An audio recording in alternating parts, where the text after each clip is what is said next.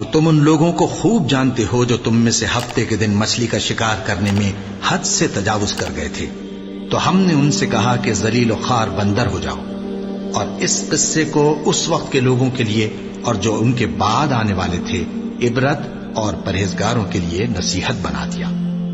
اور جب موسیٰ نے اپنی قوم کے لوگوں سے کہا کہ اللہ تم کو حکم دیتا ہے کہ ایک بیل ذبح کرو، وہ بولے کیا تم ہم سے ہنسی کرتے ہو؟ موسیٰ نے کہا کہ میں اللہ کی پناہ مانگتا ہوں کہ نادان بنوں۔ انہوں نے کہا کہ اپنے پروردگار سے التجا کیجئے کہ وہ ہمیں یہ بتائے کہ وہ بیل کس طرح کا ہو۔ موسیٰ نے کہا پروردگار فرماتا ہے کہ وہ بیل نہ تو بوڑھا ہو اور نہ بچڑا بلکہ ان کے درمیان یعنی جوان ہو، سو جیسا تم کو حکم دیا گیا ہے ویسا کرو۔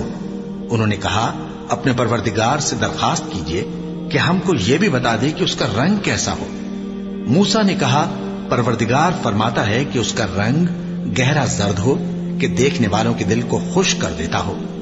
انہوں نے کہا اب کے پروردگار سے پھر درخواست کیجئے کہ ہم کو بتا دے کہ وہ اور کس کس طرح کا ہو، کیونکہ بہت سے بیل ہمیں ایک دوسرے کے مشابہ معلوم ہوتے ہیں، اور اللہ نے چاہا تو ہمیں ٹھیک بات معلوم ہو جائے گی۔ موسیٰ نے کہا کہ اللہ فرماتا ہے کہ وہ بیل کام میں لگا ہوا نہ ہو، نہ تو زمین جوتتا ہو اور نہ کھیتی کو پانی دیتا ہو، بے عیب ہو، اس میں کسی طرح کا داغ نہ ہو۔ کہنے لگے اب تم نے سب باتیں درست بتا دی۔ غرض بڑی مشکل سے انہوں نے اس بیل کو ذبح کیا، جبکہ وہ ایسا کرنے والے لگتے نہ تھے۔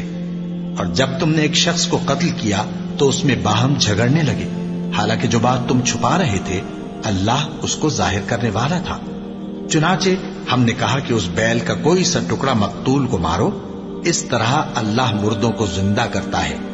اور تم کو اپنی قدرت کی نشانیاں دکھاتا ہے تاکہ تم سمجھو۔ پھر اس کے بعد تمہارے دل سخت ہو گئے گویا وہ پتھر ہیں یا ان سے بھی زیادہ سخت،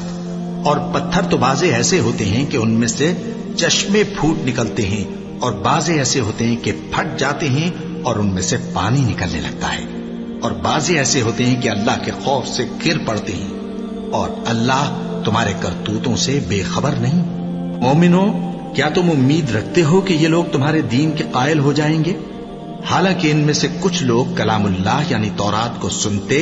پھر اس کے سمجھ لینے کے بعد اس کو جان بوجھ کر بدل دیتے رہے ہیں،